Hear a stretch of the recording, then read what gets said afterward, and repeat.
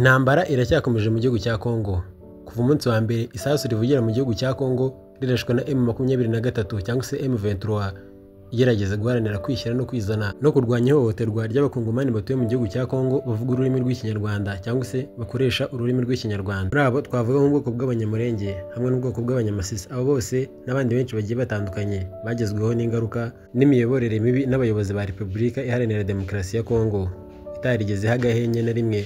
Abaturage batuye muri Kongo bavuga ururimi rw'ikinyarwanda kuko babitaga abanyarwanda ngo bagomba gusubira iyo bavuye, bakavuga yuko iyo ntandaro y'umutekano mukeya ugaragara hano mu gihugu cya Kongo, nyamara bikarengaho bakifatanya na FDLR. Bivuga yuko FDLR ari abanyarwanda bakoze jenoside mu 1994 yakorewe abatutsi yabereye mu Rwanda, bakaza guhungira muri Kongo nyuma y'urugamba bari bahanganyemo n'inkotanyi zaje zije mu Rwanda zije guhagarika jenoside iri gukorerwa abatutsi bari bari muri icyo gihugu icyo gihe muri 1994. Nyuma yo gutsindwa urugamba nibwo baje guhungira muri Repubulika Iharanira Demokarasi ya Kongo. Ntibyaciriye abo bahise bakomerezaho, bakomeza gucura umugambi wo kuzatera u Rwanda, bakaza guhirika ubutegetsi bw'ishyaka rya RPF buhagarariwe na nyakubahwa Perezida Paul Kagame, umuyobozi w'igihugu cy'u Rwanda. Biratangaje ko iyi FDLR yuzuyemo abagize uruhare muri jenoside yakorewe abatutsi cyangwa se abanyarwanda muri rusange, nyamara bakaba bari kwifatikanya na leta ya Kinshasa cyangwa se FARDC mu rugamba bahanganyemo na M23 bita yuko abo bari guhangana ari abanyarwanda batuye mu gihugu cya Kongo, bari no guteza umutekano muke ukomeje kuvuga mu burasirazuba bwa Kongo.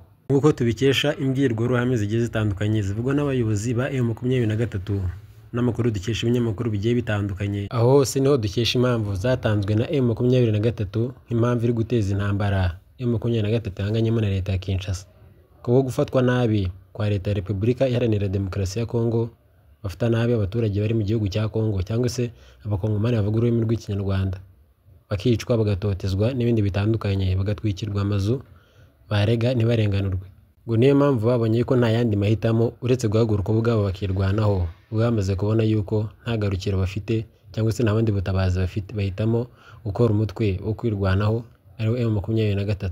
Nibwo batangiye kwihuza n'urubyiruko rw'abanyamasisi ndetse na Twirwaneho. Iyo Twirwaneho ni igisirikare cy'urubyiruko n'abagabo b'abanyamurenge batuye umurenge, bahisemo gufata intwaro bakirwanaho mu rugamba bari bahanganyemo n'abanzi babateraga bakabatwikira amazu umunsi ku munsi. Nabwo intambara yakomeje kuba ndende, igenda ifata n'uduce twinshi tugiye dutandukanye, haba Kivu y'Amajyepfo ndetse na Kivu y'Amajyaruguru. Kivu y'Amajyepfo nk'uko maze kubyumva yamaze kwigarurirwa na M23 isanzwe n'ubundi ihuje umugambi na Twirwaneho, igisirikare cy'abanyamurenge. Bose bahuriye ku mugambi wo kwirwanaho, aho bakomeje kuvuga yuko batazatega amajosi ngo batemwe uko bishakiye, nubwo imiryango mpuzamahanga yakomeje kubirebera ikabona bari kwicwa umunsi ku munsi, batwikirwa amazu, birukanwa aho batuye, nyamara nta cyaha bakoze. Gusa kuri uyu munsi nk'uko tubikesha Kivu News tubwira yuko M23 yatanze impuruza kuri jenoside ingabo zabo z'u Burundi na Wazalendo na FARDC bidasigaye bari gukorera jenoside abanyamurenge.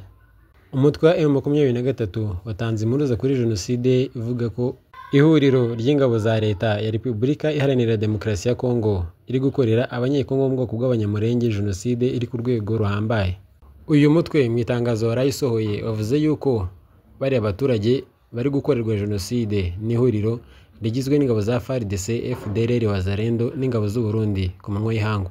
Umuvugizi wa M23 Kanyuka yavuze yuko ibitero by'iterabwoba ubutegetsi bwa Kinshasa bukomeje kugaba ku banyamurenge biri gusenya ibikorwa remezo, birica bigakomeretsa ndetse bikanashyira mu byago umubare munini w'abavandimwe bacu bo mu bwoko bw'abanyamurenge. Ingabo za FARDC zirimo n'iz'u Burundi bafatanyije mu rugamba zishinjwa kuba zimaze igihe zigaba ibitero mu duce dutuwe cyane n'abanyamurenge nko mu Rugezi, Minembwe, Mikenke, ku Ndondo, Rurambo no mu nkengero zaho. M23 ikomeza kunenga umuryango mpuzamahanga kuba ukomeje kurucuka rumira ku rugomo rukomeje gukorerwa ubwoko bw'abanyamurenge batuye hano mu gihugu cya Kongo. Iyicwa rubozo ubwoko bw'abanyamurenge batuye hano mu gihugu cya Kongo bakorerwa ntabwo ari ryo kuvuga ngo umuryango mpuzamahanga urebere cyangwa se ntugire ikintu bikoraho, kuko ni jenoside y'indengakamere leta ya Kinshasa ikomeza gukorera ubwoko bw'abanyamurenge batuye hano mu gihugu cya Kongo, kuko gusa ngo bavuga ururimi rw'ikinyarwanda bityo ngo ni abanyarwanda bakwiriye gusubira iwabo. Izi ni intambara zatangiye kera, abanyamurenge babuzwa umutekano kugeza ubwo beguye imbunda nabo bagashinga umutwe wa Twirwaneho cyangwa se igisirikare cya Twirwaneho cy'abanyamurenge kubwo kutemera gukomeza gufatwa nabi na leta ya Kinshasa nubwo batahwemaga kuguma babarasaho ibitero babica urupfu rubi aho bahuriye mu mijyi igiye itandukanye bakabafungira mu magereza nta kivugira bagira. Kunyagwa kw'imitungo yabo n'ibindi byose bigiye bitandukanye, M23 ikomeza kugaragaza yuko ibingibi ari ubwicanyi ndengakamere ubwoko bw'abanyamurenge bakorerwa, nyamara imiryango mpuzamahanga yo ikaruca ikarumira igakomeza ikarebera nkaho nta kintu bibabwiye, nyamara ibyo ntibibabuze gukomeza kubafatira imyanzuro no kubanenga ibikorwa bari gukora by'ubutabazi. Uyu mutwe wa M23 wakomeje gushyira mu majwi ingabo z'u Burundi nyuma y'amasaha make umuyobozi wawo wo mu rwego rwa politike Bertrand Bisimwa aburiye ingabo z'u Burundi ziri muri Repubulika Iharanira Demokarasi ya Kongo ko zikwiriye gutaha bagasubira iwabo bakajya kurinda umutekano w'igihugu cyabo. Akomeza babwira yuko bagomba kuzirikana yuko iyo umuntu ari kurwanira uburenganzira bwiwe nta na kimwe aba afite cyo guhomba, yuko ikintu cya mbere aba afite imbere n'inyuma ari uburenganzira bwiwe. Bityo rero abarundi badakwiriye kuza kwishora mu ntambara ya M23 yahanganyemo na leta ya Kinshasa, barwanye bari guharanira uburenganzira bwabo bari barambuwe na leta ya Kinshasa cyangwa se ubutegetsi bwa Repubulika Iharanira Demokarasi ya Kongo. Ngaye nguko munyemerera amakuru y'ibiri kuvuga muri Repubulika Iharanira Demokarasi ya Kongo, tuyakomereze kuri iyi nkuru iri kuvuga ko M23 cyangwa se M23 yibasiye ibirindiro bya FDLR na Wazalendo muri Tongo. Nk'uko amakuru aturuka muri kano gace abitangaza, avuga yuko ngo abaturage bo muri Kahunga, aho ni muri groupement ya Tongo muri teritwari ya Rucuru, aho ni muri Kivu y'Amajyaruguru n'ubundi, bakanguwe n'urusaku rw'intwaro muri iki gitondo. Urwo rusaku rw'imbunda ziremereye zarashishwaga na M23 rwumvikanaga kuva Ikirima, ibisasu byerekezaga mu midugudu ya Kirumba na Kagando rwumvikanye kugeza nyuma ya saa sita, aho bivugwa ko yarasaga ibirindiro bya FDLR na Wazalendo. Ikinyamakuru dukesha ino nkuru kibivuga.